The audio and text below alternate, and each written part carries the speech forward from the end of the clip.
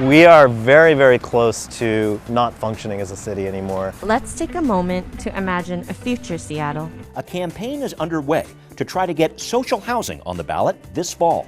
Are you a registered voter in Seattle? But the affordable housing community is divided over whether a new housing initiative is a good idea, especially when the Seattle housing levy is up for renewal next year. Is there enough revenue to do both? The Seattle housing levy has not been sufficient. What is social housing, and how would it work if Initiative 135 passes? We want to create housing that is publicly owned. We hear from both sides. Setting up this mechanism is redundant. Thank you so much. Debating a controversial social housing plan, next on City Inside Out.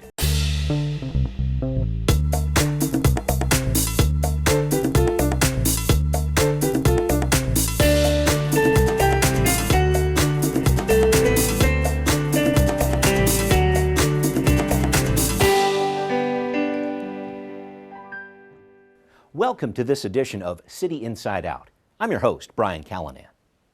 Volunteers are gathering signatures right now for a measure they say could provide permanently affordable housing in Seattle. Initiative 135 would create a public development authority to purchase and build housing that would be publicly owned. Critics have concerns, though, about how I-135 would be paid for and how a new organization might compete with existing housing providers. Yet all sides agree the question of how to provide enough housing for people with low and middle incomes in Seattle doesn't yet have an answer. Hi, any interested in signing a voter initiative to create affordable housing in Seattle?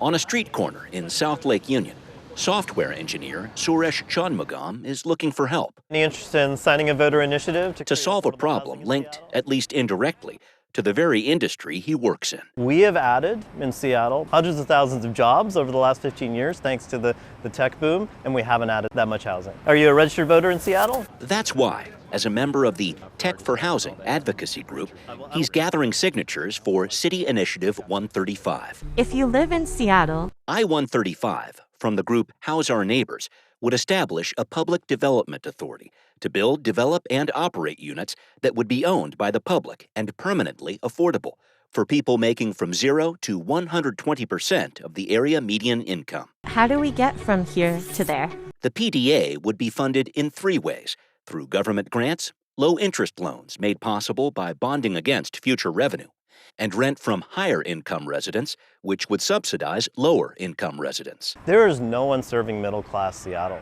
right? There is no one ensuring that teachers can afford to live in this city.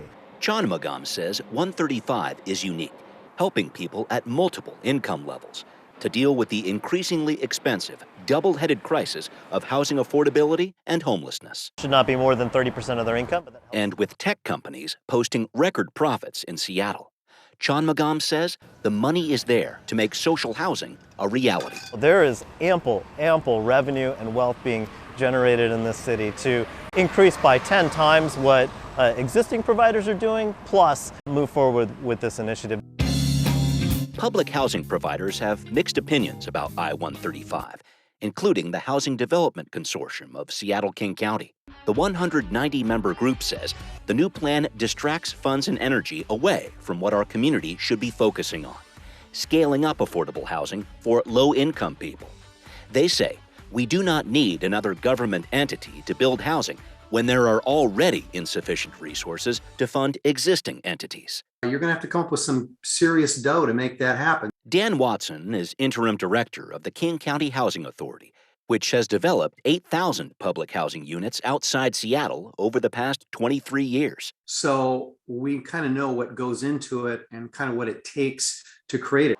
He's concerned if I-135 makes the ballot and is approved by voters, it would need money quickly, which could be difficult for a new organization in a fast-moving housing market, unless it has the support of government subsidies. So then the question becomes, well, what source of money you're going to use, and does that compete with the money that we're using now to serve the very low income and the homeless? Watson also says 135's proposed 13-member board with a 7-member renter majority could bring some very important voices to the table, but that might not be the right leadership structure. That would concern me as just a startup organization trying to wade into what is, I think, a fairly complicated and fairly expensive business proposition at this point. Sharon Lee is executive director of the Low Income Housing Institute, and she sees 135 much differently. It is innovative. It's looking at a bigger,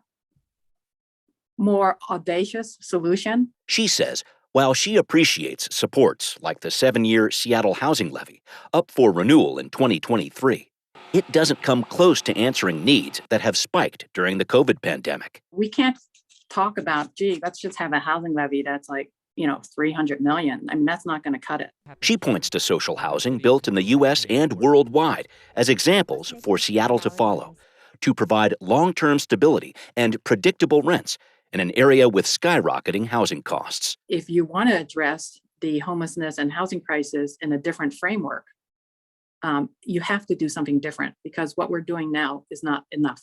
And Lee says when it comes to funding, the I-135 proposal reminds her of our State Housing Trust Fund more than 30 years ago, a now billion-dollar plan that began with nothing. So the idea that this is starting off as an empty bucket does not scare me because it's so important for Seattle to address its own housing and homelessness crisis.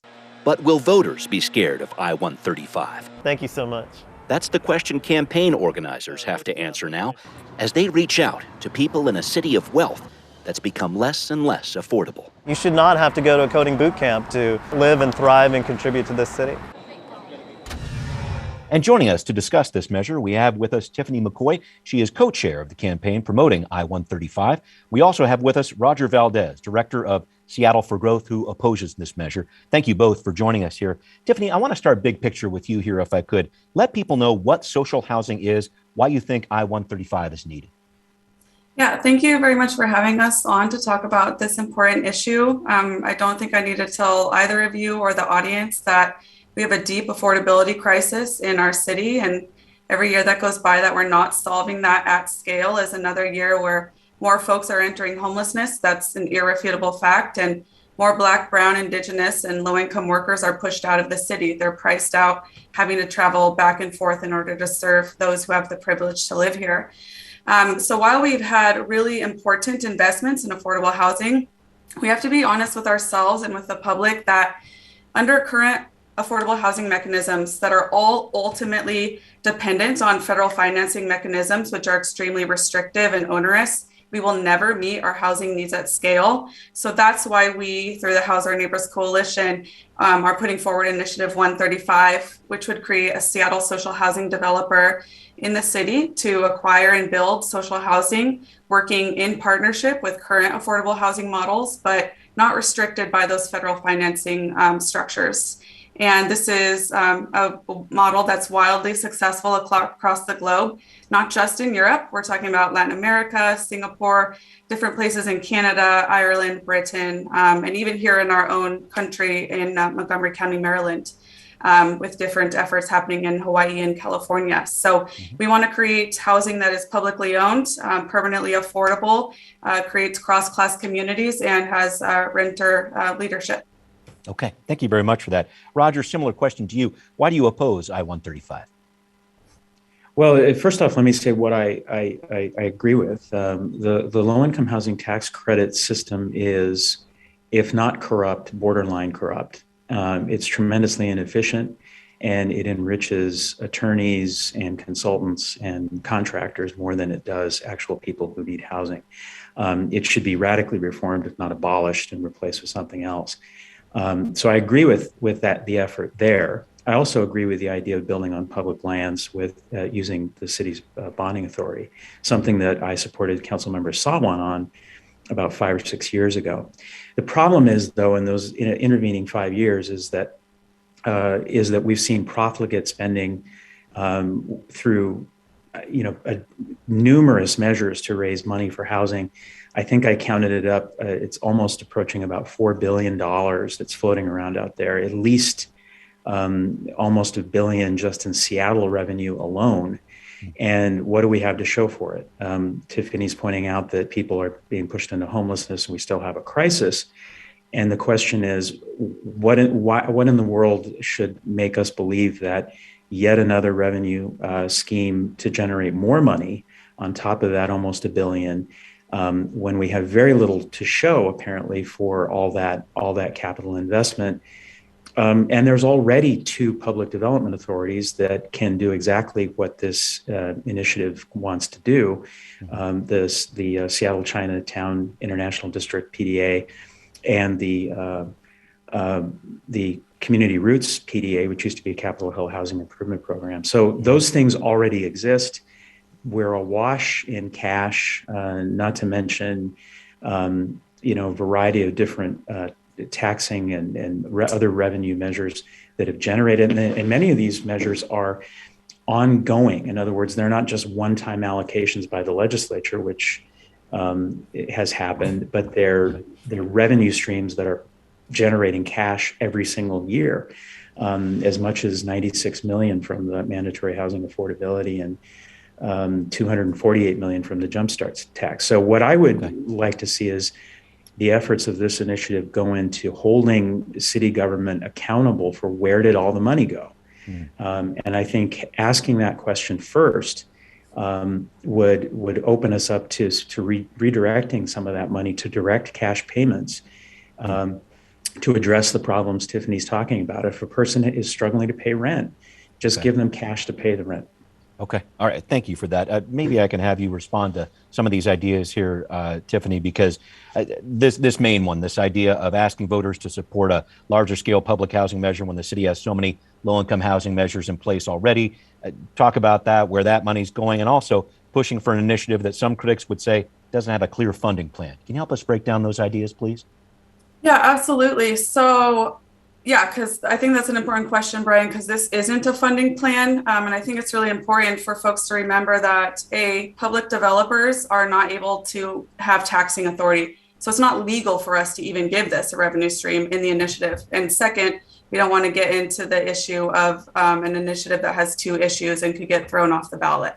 This is creating the structure and the vision of social housing, and then we'll be funding that through our next campaign.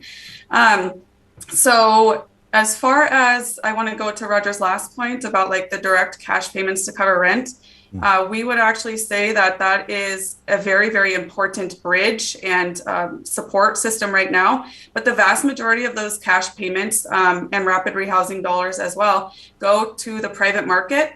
And instead of having us subsidize private landlords and private market individuals, we should be having all of that money going into public housing and housing as a public good, and just creating those subsidies in a place where they like are returned and going directly to renters and not towards folks' bottom lines. So, and then, yeah, just as really quickly on the other two public developers, that is true. We do have two different public developers. We even actually have Pike Place, but this would be the first citywide public developer. This would be the first public developer that is not at all going to be getting Section 8, Section 9, or the low-income housing tax credit, and also would be serving folks that are at the 0% AMI all the way up to 120% of their area median income. And the vast majority of incentive programs, primarily because of the federal government, can't go above 60 or 80. And there's very little incentive for anyone right now to build in that 0 to 30. So we're basically just telling that workforce, you can't live here, and there's nothing we're going to do about it.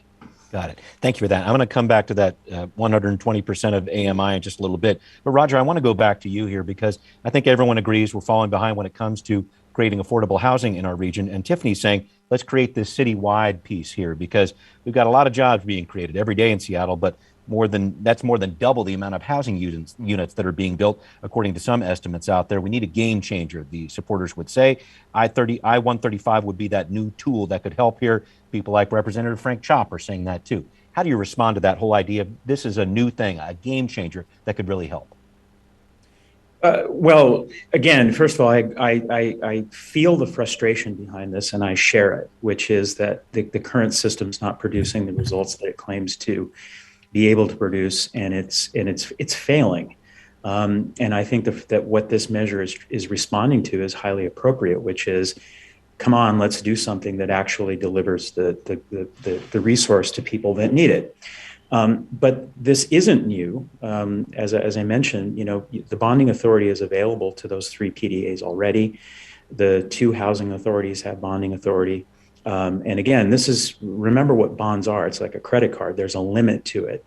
the state constitution limits the amount of debt that can be taken on. And this was something that that's what killed Solon's proposal several years ago, is the city was concerned about the bond rating that we have and exposing that to risk. So while I understand that this is not a request for the money, setting up this mechanism is redundant and begs the question, how are you going to deal with raising the money once you get the mechanism in place, when you already have mechanisms in place and you're going to run up against the same problems? And so I go back to the issue of, let's find out where all that money went, and let's do some fundamental improvements to the system that create solutions now. I mean, there are people in the city who are wondering how they're going to pay rent in June. A unit built by this or all these other mechanisms, what are they going to do in June, July, August, September, and October, waiting for these units supposedly to come online someday? Okay. So we need to address it in a more fundamental way. Got it. Tiffany, I want to make sure that you respond to that if you'd like, and talk a little bit more about some of the different money measures, if you will, with I-135. There's one important piece here, this whole idea that it would allow people making up to 120% of the area median income to live in social housing. Those rents would help subsidize people at lower incomes, this cross-subsidization piece. Can you explain how that works, please? Yeah, definitely. And I'd also say, like, to Roger, I genuinely would love to see where that $1 billion comes from, like what you're looking at for that would be of interest to me. And then, secondly, I would say that, yes, we have all of those institutions, but they're not exploring social housing in a different model and are continuing to be dependent on these federal financing models. And I agree that people are not going to be able to pay their rent in June and that this will take some time to come online. But if we don't do something bold and strike out in a new way, in a way that is, again, wildly successful across the globe, we are going to keep choosing. This is an active choice that this city will become a place where only the wealthiest can live. Like, every decision we make is a choice for how we want the city to be. So having folks that are up to the 81 to 120% AMI is not only crucial, like you said, Brian, for that cross-subsidization, but it's also like we think of that AMI for some reason as like, oh, they're good, they're fine, they don't need this. But you're talking about public school teachers. We have the endorsement of the Seattle Education Association. You have nurses, you have dental hygienists and social workers that are in that income bracket that are overwhelmingly rent burdened. And we can't accept that as a choice either anymore. So we want to create this system that is citywide. It's not just about also like the bonding authority. We do want an infusion of money from the city government, and we have a couple of ideas in mind. We know that we need a wealth tax, for instance, if capital gains survives, getting one of those at the local level. Like, we live in one of the wealthiest regions in the whole globe. There's not a lack of resources here. There's been a lack of political will. And the vast majority of politicians say that affordable housing is one of the biggest issues. So it's really, the onus is on them to fund this and to support community desires for a different model to work in tandem with those federally financed models. Got it. I'm going to come back to that city government piece in just a bit. But Roger, I wanted to get your response to this concept, this effort to preserve housing for middle-class residents and helping lower-income people too. This whole idea of cross-subsidization, it's worked in other parts of the country, around the world. Why not make it work in Seattle?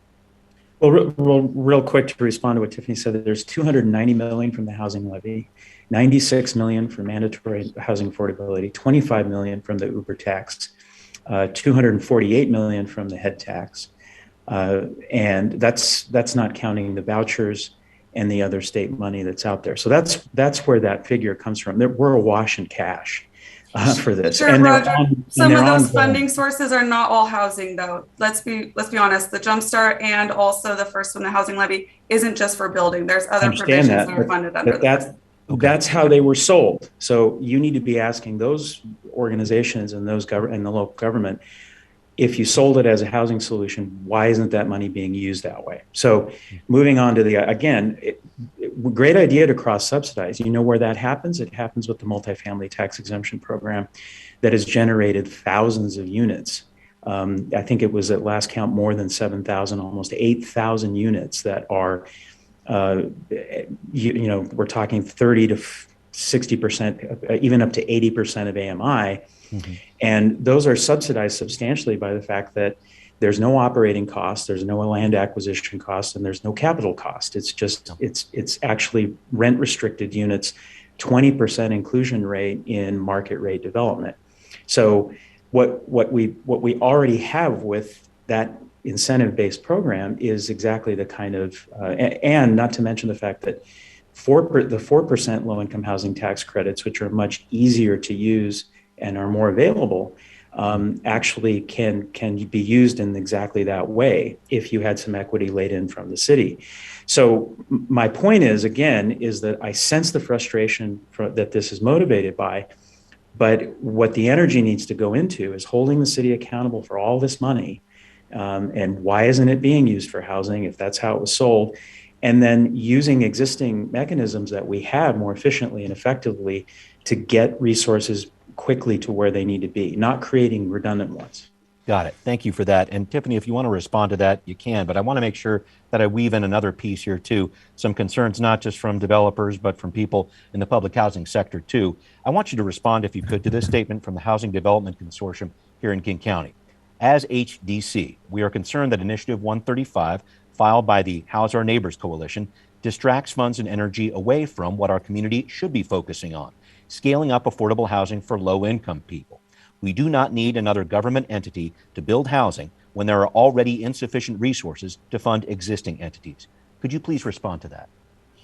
Yeah, I definitely would love to just chime into what Roger said. So you talk about, and we have a lot of incentives for private developers and other developers. I totally agree with that. I think that we should stop incentivizing private developers, and we should instead be funneling all of that money into creating housing as a public good. Why are we creating profit? Because development is about profit in the private market. Like, that's irrefutable. Why instead are we not turning those incentives into just like funding something that is permanently affordable and publicly owned? For the MFT program, I'm glad you brought that up. The predominant amount of AMI served by those is 60 to 80%. There's almost nothing under 50% that is served by MFTE, and that has a clock on it. 30 years after that, those units do not need to be affordable anymore. And if they're owned by a private developer, those can immediately turn on over into market rate housing as if we won't need those units still. So yes, it's helped to bridge the gap, but we need to stop bridging gaps, and we need to just start funneling all of that money into something. People will always need housing. Let's see it as a public good, invest in it and maintain it and keep it.